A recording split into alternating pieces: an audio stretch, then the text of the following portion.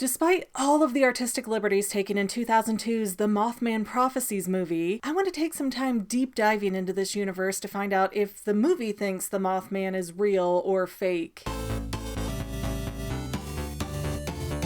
Hello friends and family members, welcome to the Fangirl. I'm Megan, and I really think I'm going to be leveling up into a Mothman expert over the next few months. I am obsessed! Full disclosure, if you've never seen the Mothman Prophecies, I think you can watch this video and get along just fine. But I do want to throw it out there that I used to hate this movie. I thought it was so slow and just muddled up with zero gratification really. But the more I watch it and the more I learn about the real Mothman accounts, the more this nuanced film is really growing on me. If you know nothing about the Mothman, I'm pretty sure he's gonna start being a regular topic on this channel. So fear not, there'll be plenty of time for all of us to learn things together. But generally speaking, the Mothman is a person, being, creature, monster thing that gets sighted by multiple people right before a big disaster type thing happens. This happened in the 1960s, right before the Silver Bridge collapsed into the Ohio River, which, surprise, is what the Mothman Prophecies is based on. Now, if you've never seen the movie, it's about a reporter named John Klein and his wife Mary who dies shortly after sighting the Mothman. Cut to a few years later, and John mysteriously finds himself in Point Pleasant, West Virginia. And he didn't mean to go there, never been there before, but other people are saying they just saw him a few days ago. So for reasons unknown, I'm guessing because John's a reporter, John gets to go around town with the police chief and they collect these stories from people who have all these strange things happening to them. And before long, John starts getting these really creepy, high-pitched phone calls from someone named Indrid Cold. The weird thing is, Indrid Cold knows everything about John. You lived in a green house on Monroe Street.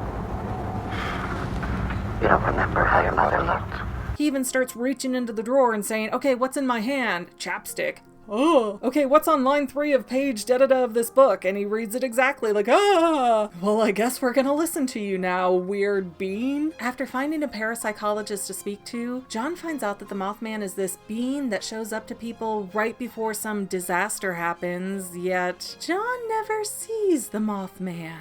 And really no one in this movie does. Even when they have a flashback, they show around the creature and never show the creature directly. The best we get is this brief flash before John's wife Mary wrecks their car. So yeah, we have this whole monster movie without a monster present. And I think that's a large part of why I hated this movie when it was released. Anyways, through some context clues, John thinks the local power plant is about to explode, but it turns out to be the bridge is about to collapse. End of movie, basically. Believe me, I know this movie can feel frustrating because there's 100 different things going on, like premonitions, phone calls from the dead, people doing things that they don't remember doing, and a lot of sightings of this man/bird type monster that, again, never shows up in the movie, not even in the flashbacks for the eyewitness testimonies. Then we have characters that feel forced into the story or blended in from a bunch of different characters. And then the movie ends with zero explanations or even sightings from the main character. It's just such a weird movie that feels like it's going all over the place. But it's all based on the 1975 book by John A. Klein, The Mothman Prophecies, where he chronicled the accounts of the people who said they saw the Mothman in the 60s in Point Pleasant, West Virginia. The movie though has cell phones and computers, so it's definitely not set in the 60s. There's actually a car sticker you can see in one shot that says 2002, so it's really a contemporary movie. A lot of artistic liberties have been taken, for better or worse. I understand movies got a movie and all. It can be really hard to take testimonials and flip that into a workable script. However, the movie plays around so much with the Mothman and really all the supernatural events being up for the audience to interpret. It's like, is the main character John Klein up to something? Is he crazy? Are people just messing with him? Or is something paranormal really going on here? Well, I actually found the answer to this problem within a few seconds of the film, and I'll get to that in just a second. But first, I want to comment on how much effort the movie puts into making the Mothman seem like mass hysteria, or just people's minds playing tricks on them. At every turn, the movie crams in than 2 red objects. And they're often glowing in the dark to the point that when I close my eyes, I'm seeing 2 red eyes. It gets subliminally put in your head as well as burned into your retinas. And especially interesting is how the Mothman's sightings seem to correlate with the glowing lights. When John's wife Mary wrecks the car, the first thing she sees are 2 red lights on top of a construction barrel. And when John goes back to investigate later, there's red Christmas lights all over the place. Even when the silver bridge breaks and a cable falls down, that shot is looking up where these white lights on top of the bridge suddenly turn to red. The movie really wants us to go back and forth on whether the Mothman is real or if it's just common things being mistaken in a crisis. And sure, in the movie a few dozen people call in to report the Mothman and his glowing red eyes, but after 1 or 2 people step forward, let's be real, it's a small town, people are gonna talk, people are gonna hear about it, which means it wouldn't be hard for your brain to start drawing conclusions that didn't exist. Oh, Sandra and Dave saw this monster the other day. I see red lights now, that must be him. I mean, it can be really easy for that type of paranoia to spread. Yet, the movie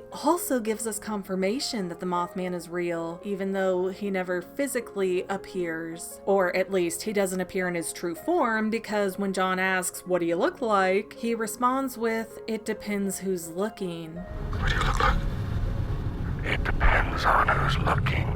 So Mothy could be an active character in the film that we see over and over again and have no clue who he is. We can't say for sure one way or the other, so it's totally plausible that Mothy could be disguised as a human the entire movie. Although, there is an interesting detail almost hidden in the movie, the one I just talked about a minute ago. At about 1 hour and 18 minutes into the movie, someone walks up to John saying, "Oh, here's the answer to that question you called and asked about." The problem is, John said he never made any such call. And when John goes back to his hotel room, he's on the phone trying to figure this whole thing out. Well, watch this snippet for yourself. You know, it may be my voice. It's not me.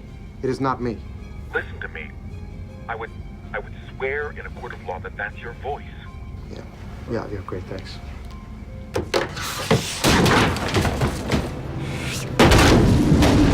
Oh, did you see that? I got goosebumps just watching that.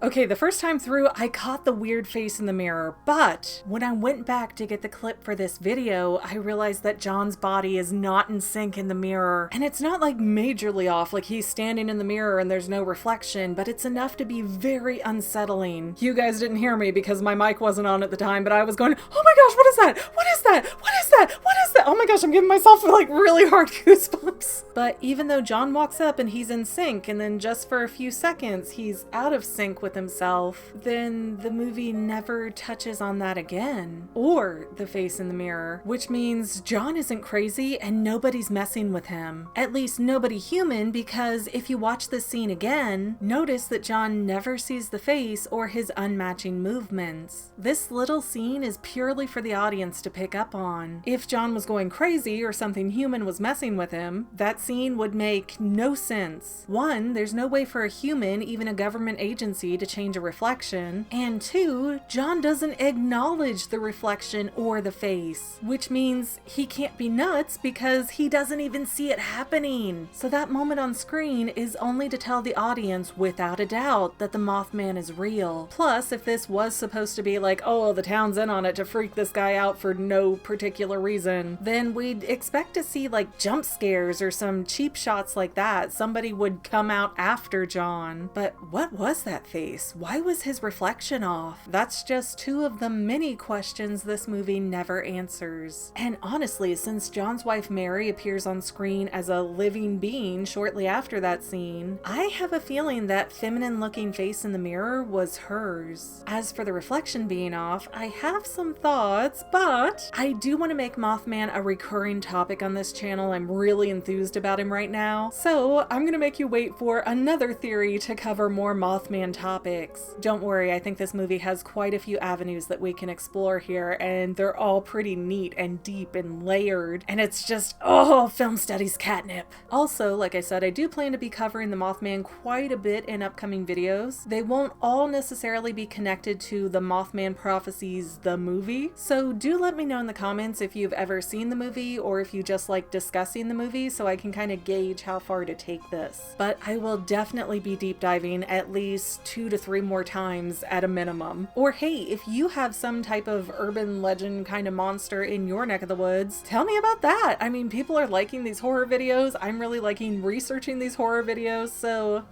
I do aim to please, and suggestions are always welcome. It might not be reality, but theories are more fun. Do you see what I see?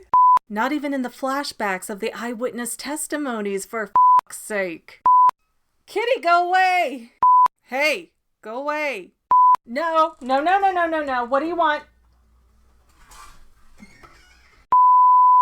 Well, family members, we're almost done, but I want to invite you to hang out with me in some other places. I'm on Twitter and Instagram as my own personal self, and I have a Facebook page too, but I mostly just post photos over there. And sometimes people say, hey McGann, I want to mail you something. How do I do that? Easy. Just click the About tab on my channel page, and my most current P.O. Box info will be right there. I also run another channel, The Family. It's really a hodgepodge channel where we might post anything. Oh yeah, and I also sell shirts and stickers and stuff with the Family and the Fangirl logos. If that is your cup of tea, I have a link in every description of every video. Finally, if you want to help out the Fangirl channel and make sure I'm putting out video essays for years to come, the best way you can help is by subscribing and watching more of my videos, whether they're new, old, whatever. Maybe even share 1 or 2 on social media, help spread the word. People who watch to the end of videos like you helps to tell the site, hey, this is a good video, we should recommend it to other people. So if you made it this far, leave me a comment of something like, hey, I made it to the end. Love ya.